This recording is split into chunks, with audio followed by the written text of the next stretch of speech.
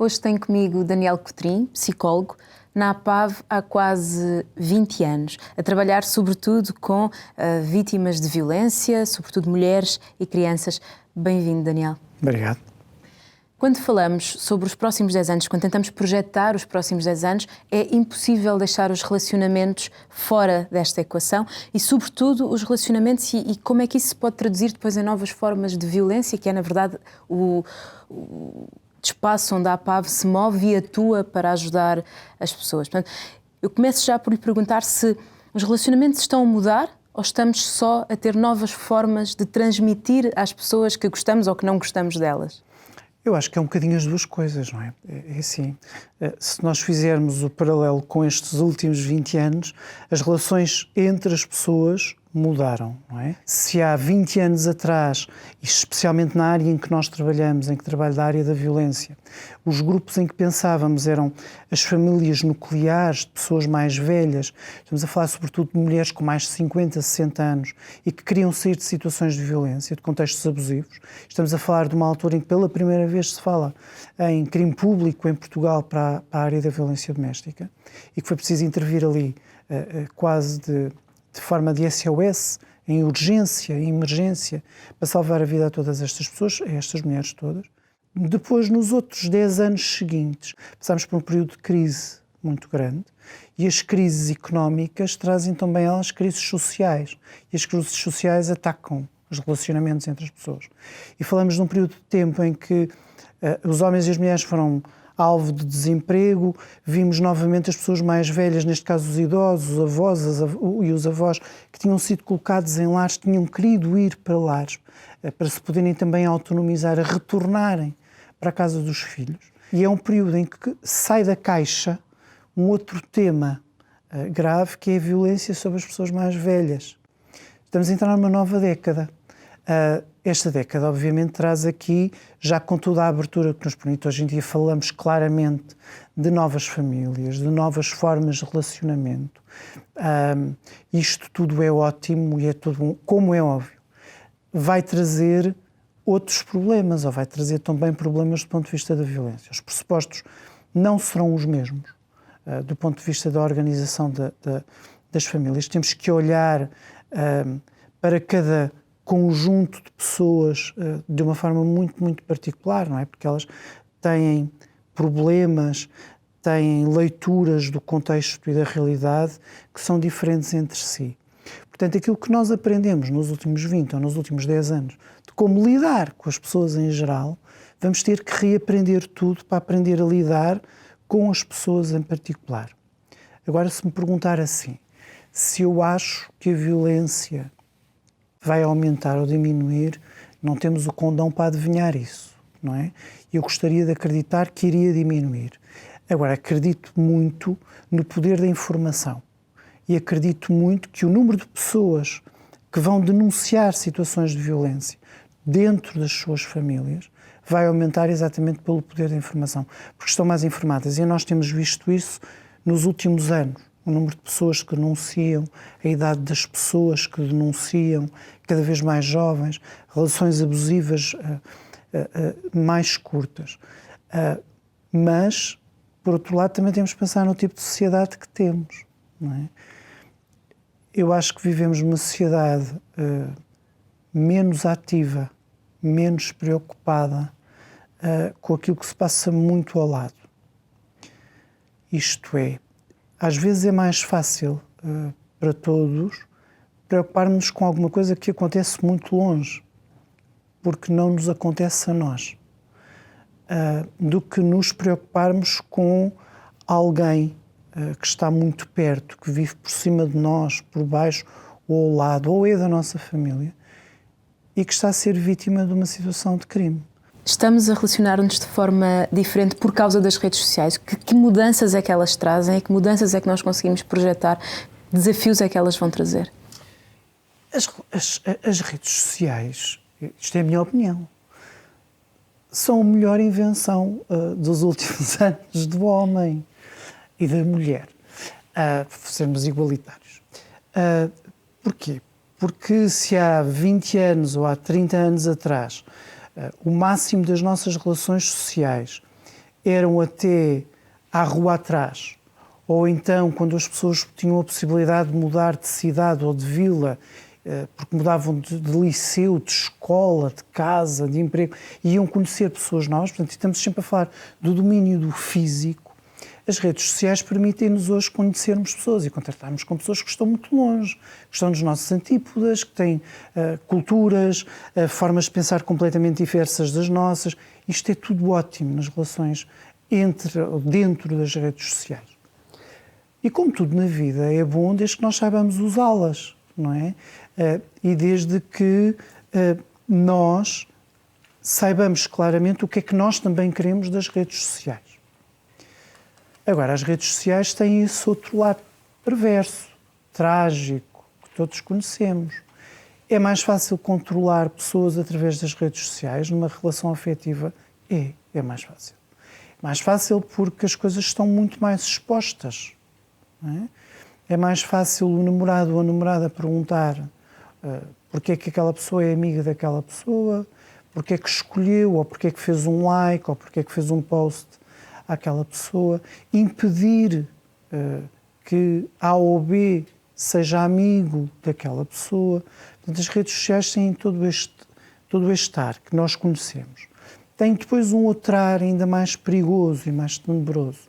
Se há 20, 30 anos atrás aquilo que as pessoas trocavam entre si, do ponto de vista físico, ficava ali, não é? As carícias, os beijos, o contacto sexual era uma coisa presente e era preciso os dois. Hoje em dia, com o advento da tecnologia, com todas estas coisas, não precisamos estar juntos para termos contactos íntimos, para termos uma maior intimidade. Então as pessoas, com a confiança que sempre têm e que sempre terão no âmbito de uma relação afetiva, trocam imagens, não é?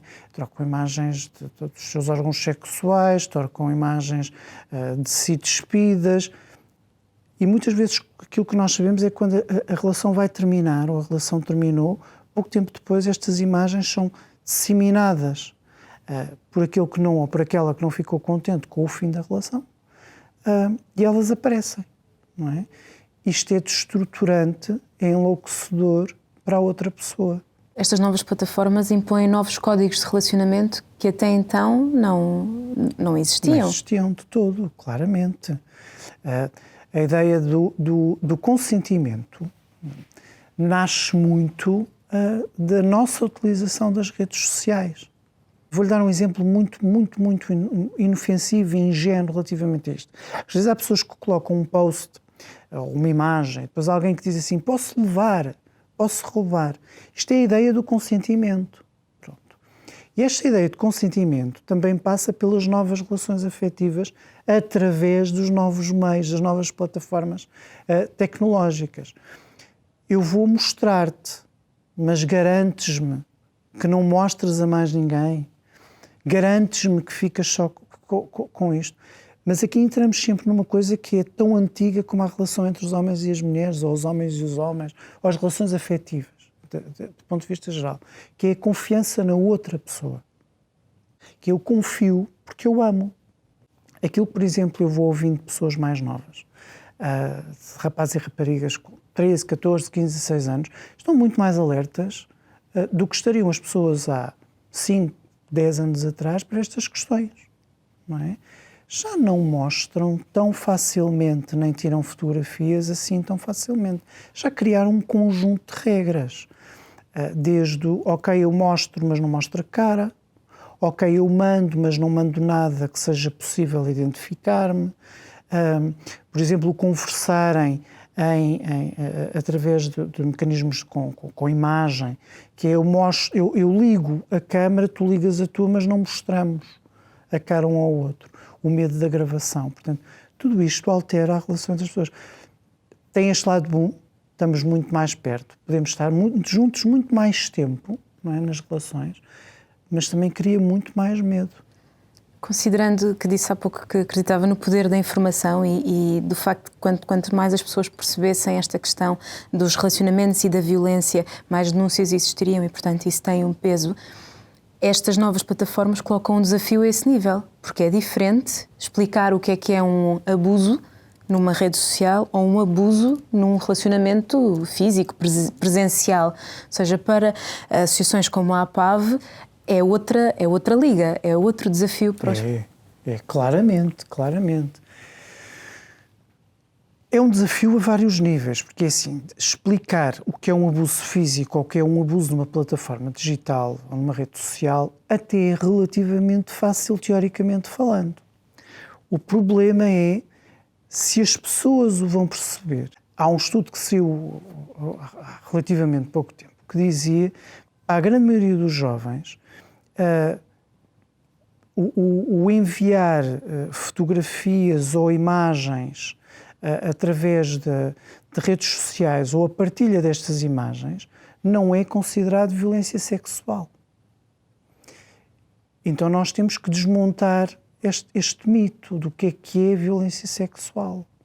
Portanto, temos que começar por aqui, por trabalhar esta questão com as pessoas mais jovens e também com as pessoas mais velhas.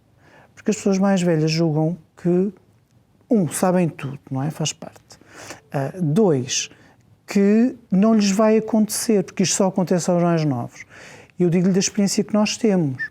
Nós temos mais denúncias de pessoas mais velhas, quando digo mais velhas, 30, 40 anos, de mulheres e de homens a quem isto aconteceu, que se envolveram afetivamente com alguém numa rede social, que fizeram trocas de imagens, fizeram uma série de coisas não se apercebendo até que podiam estar a ser gravadas